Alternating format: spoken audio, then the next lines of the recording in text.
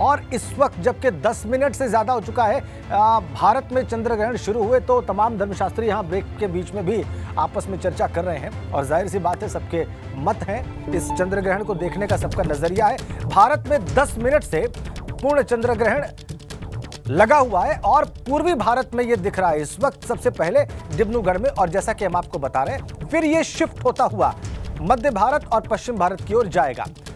और सबसे पहले असम के डिब्रूगढ़ में यह दिखा है और पूर्वी भारत के जो लगे हुए इलाके हैं वहां सब पे दिख रहा है। सिर्फ डिब्रूगढ़ ही नहीं, असम, अरुणाचल प्रदेश और जो पूर्वी भारत के क्षेत्र हैं, जो शहर हैं, जो कस्बे हैं, जो गांव हैं, उन सब में यह दिख रहा है।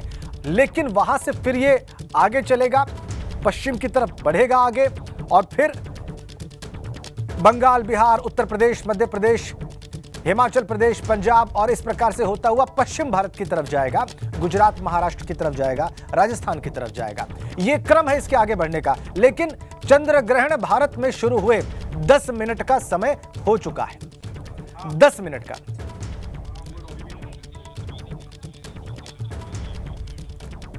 और हमारे साथ हमारे बहुत सारे सहयोगी तो बने हुए हैं, कानपुर से, वाराणसी में, प्रयागराज में, हरिद्वार में, तमाम हमारे सहयोगी वहां के दृश्य आपको दिखा रहे हैं। चंद्र ग्रहण भारत की भूमि पर शुरू हो चुका है, यहां पर चंद्र ग्रहण पर चर्चा हो रही है। हमारे तमाम एक्सपर्ट्स अपने अपने नजरिए से चंद्र ग्रहण के दौरान धार्मिक रूप से क्या उचित है, क्या अनुचित है, वो बता रहे हैं, और ज्योतिषीय आधार क्या है इसको देखने का, और वैज्ञानिक साथ में आधार क्या है ये भी हमें बता रहे हैं। राकेश चतुर्वेदी जी, पंडित राकेश चतुर्वेदी ज्योतिषाचार्य हैं, इस वक्त हमारे साथ स्टूडियो में, वो भी जुड़ चुके हैं। ज्योतिषी जी, बहुत बहुत स्वागत आपका एबीपी गंगा की इस चर्चा में। जी नमस्कार। नमस्कार, सादर वंदन एबीपी गंगा के सभी दर्शकों को और आपको भी। अब चूंकि आप अभी जुड़े हैं तो आपसे बात की शुरुआत करते हैं। 10 मिनट हो गए हैं, आपके जो आपका जो अभी तक जो आपकी ज्ञान है, आपका जो विश्लेषण है चंद्र ग्रहण को देखने का, जो आपका नजरिया है, वो सबसे पहले हम जानना चाहेंगे। देखिए, जो यह ग्रहण लग रहा है, जो भारतवर्ष में जब यह दृश्य है, उस समय के अगर लग्न चार्ट की बात करें तो मेष लग्न की कुंडली निकलती है, यानी कि मेष लग्न में ही यह ग्रहण लग रहा है। और विशेष रूप से देखने की बात है कि जो ग्रहण लग रहा है उस समय भरणी नक्षत्र का तृतीय चरण है, विशेष रूप से शुक्र का नक्षत्र यह माना जाता है। और अगर इस तृतीय चरण की बात करें तो संबंध भाव पे यह सबसे ज़्यादा प्रभावी होता है। तो यह ग्रहण 12 की 12 राशियों, या कहिए कि भारतवर्ष या धरा पर जितने भी जीव जंतु हैं, मानव हैं, सभी पर पूर्ण रूप से प्रभावी रहेगा। हर किसी को यह प्रभावित करने वाला है। और क्योंकि ग्रहण काल अब आरंभ हो चुका है भारतवर्ष की धरा पर 2:39 से ही, और यह विशेष रूप से ध्यान देने की बात है, अपने अपने जहाँ जहाँ आप यथास्थिति बैठे हों वहाँ पर मन में ही अपने गुरु की वंदना करें, गुरु का बीज मंत्र का, गुरु के मंत्रों का जाप करें और इष्ट के बीज मंत्रों का जाप करें।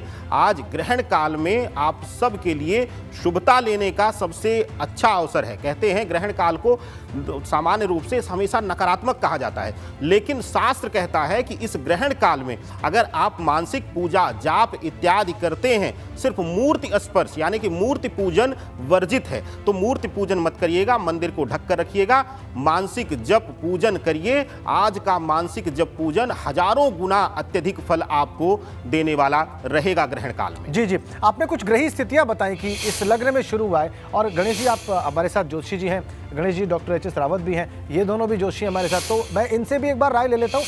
आप कुछ कहना चाह रहे थे कि किसी और लग्न की बात कर रहे थे आप? नहीं, अभी प्रारंभ जो हुआ था वो कुंभ लग्न में हुआ था जी। जो ग्रहण का प्रारंभ काल है वो कुंभ लग्न में है।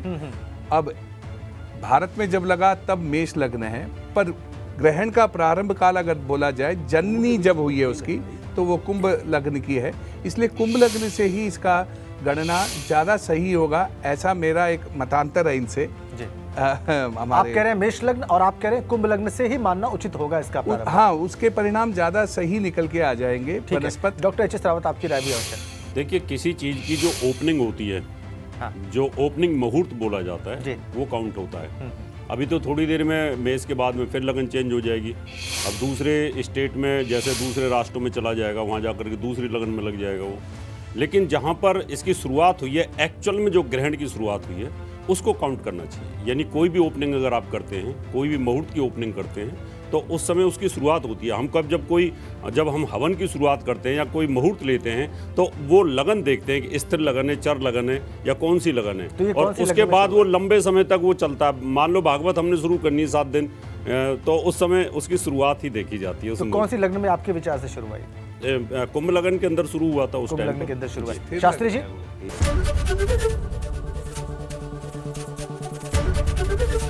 एबीपी गंगा, खबर आपकी, जुबान आपकी।